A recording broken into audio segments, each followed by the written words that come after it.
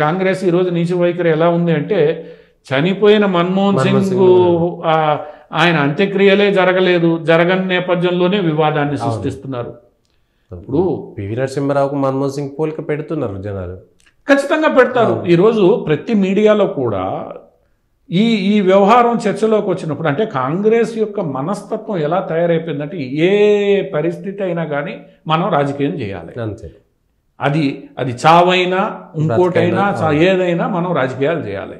ఇప్పుడు నువ్వు ఈరోజు మన్మోహన్ సింగ్కి స్మారకం కావాలని అడిగితే మన్మోహన్ సింగ్ ప్రభుత్వమే పివి నరసింహారావు గొడవ అయిన తర్వాత ప్రతి ప్రధానికి విడివిడిగా స్మారకాలంటే ఇబ్బంది కాబట్టి రాజ్ఘాట్లోనే అందరికీ కలిపి సామూహికంగా ఒక చోట ఒక్కొక్కళ్ళకి ఒక్కొక్క స్మారకాన్ని ఏర్పాటు చేయాలని మన్మోహన్ సింగ్ ప్రభుత్వమే నిర్ణయం తీసుకున్నాం.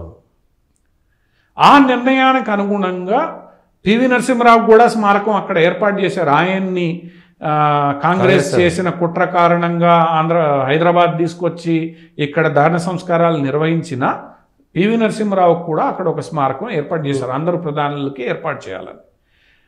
అది మన్మోహన్ సింగ్ తీసుకున్న ప్రభుత్వ నిర్ణయం.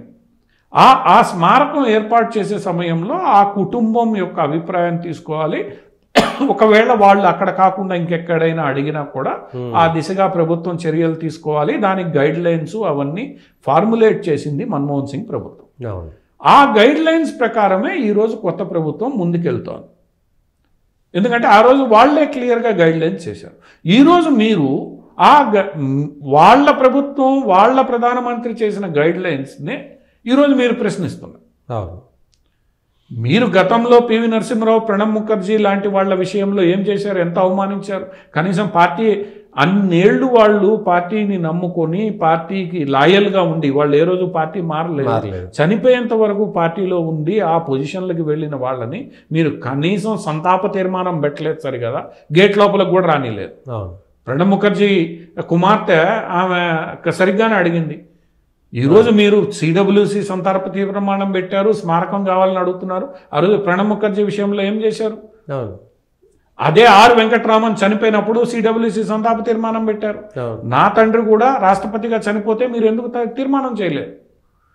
సో ఇక్కడ కాంగ్రెసు ప్రతిదీ ద్వంద్వ వైఖరితో రాజకీయం చేయాలి.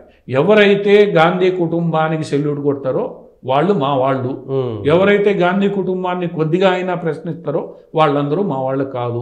ఇక్కడ కేవలం గాంధీ కుటుంబం విధేయులే ఉండాలి, వాళ్ళు చెప్పిందే చెల్లాలి.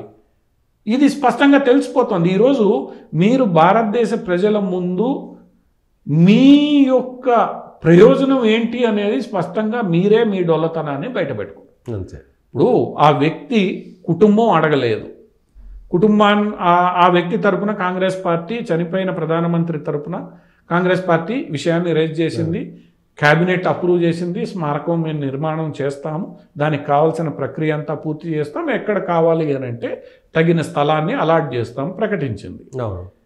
ప్రకటించిన తర్వాత ఎక్కడ అంత్యక్రియలు అప్పటిదాకా, ఎందుకంటే స్మారకం ఎంపిక జరగాలి, ఇది కుటుంబం ఇచ్చేయాలి, దానికి ఒక ప్రాసెస్ పూర్తి కావాలి, ఇవన్నీ జరగడానికి సమయం పడుతుంది. కాబట్టి అంతసేపు దాన సంస్కారాలు ఆపాల్సిన పని లేదు, అది పూర్తి చేయండి. అది గతంలో మీరు తీసుకున్న నిర్ణయమే అంటే దాన్ని కూడా ఈరోజు రాజకీయం చేసే ప్రయత్నం.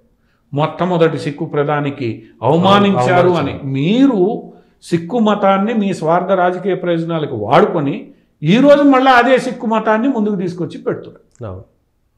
అంటే ఇక్కడ కేవలం రాజకీయ ప్రయోజనాలు తప్ప దేశ ప్రయోజనాలు, ఇతరత్ర గౌరవం, ఆ చనిపోయిన వ్యక్తికి ఇవ్వాల్సిన గౌరవాన్ని కూడా మీరు మంట కలిపే ప్రయత్నం చేయడం అంటే ఇది కాంగ్రెస్ పార్టీ వ్యవహార శైలి అందరికీ తెలుసు.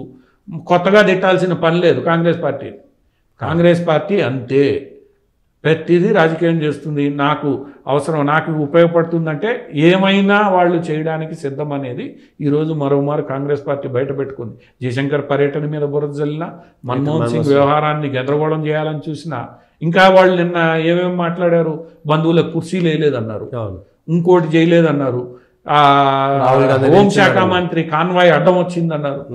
ఇవన్నీ కూడా అనవసరంగా ఏదో అంటే నీ దృష్టి ప్రతిదీ అంటే ఏదో ఒకటి దొరకబట్టుకొని నేను విమర్శించాలి అన్న భావం తప్ప అన్నీ సరిగ్గా జరుగుతున్నాయి. స్వయంగా రాష్ట్రపతి వచ్చారు, ప్రధానమంత్రి వచ్చారు, భూటాన్ రాజు వచ్చాడు, ఉపరాష్ట్రపతి ఉన్నారు, అందరు ఉన్నారు. అంత గౌరవం ఇచ్చి అన్నీ చేసిన సందర్భంలో మీరు ప్రతి విషయాన్ని మీడియాను రానిలేదనేది కూడా గొడవ. ఒక దూరదర్శన్కి మాత్రం ఇటువంటి కార్యక్రమాల్లో ప్రభుత్వ సంస్థలే అన్ని ఏర్పాట్లు చేస్తున్నాయి అనేది అందరికీ తెలుసు. ఎంత మీడియాని మీరు అలౌ చేస్తారు అక్కడ ఉన్న స్థలంలో? అంతే. కాంగ్రెస్ ప్రభుత్వాలు కూడా ఈరోజు ప్రభుత్వ కార్యక్రమాలని వాళ్లే ప్రొడ్యూస్ చేసి ఇస్తున్నారు బయటికి. మరి ఈ రోజు నీకు ఎట్లా తప్పనిపించింది అది? అంటే ఏదో మేము గొడవ చేసేయాలి, రాద్ధాంతం సృష్టించేయాలి, వివాదాన్ని సృష్టించేయాలి అని తప్ప ఇంకోటి లేదు. ప్రతి దాంట్లో వీళ్ళ వ్యవహార శైలి రాజ్యాంగం మీద అలానే అన్నారు, ఈరోజు మిగతా కార్యక్రమాల మీద అలా అన్నారు, జయశంకర్ పర్యటన అలానే, బంగ్లాదేశ్ విషయంలో అలానే. వీళ్ళందరికీ ఏదో ఒకటి మేము ప్రభుత్వానికి వ్యతిరేకంగా మాట్లాడాలి, వివాదం సృష్టించాలి, గాంధీ ఫ్యామిలీ ముందు ఉండాలి అంతే. అంటే ఇది కాంగ్రెస్ పార్టీ మనస్తత్వం. కాంగ్రెస్ పార్టీ అది వ్యవహార శైలి మార్చుకున్నంత కాలం కాంగ్రెస్ పార్టీకి అది ఇబ్బంది తప్పదు. బీజేపీ అధికారంలోనే కొనసాగుతూ ఉంటుంది.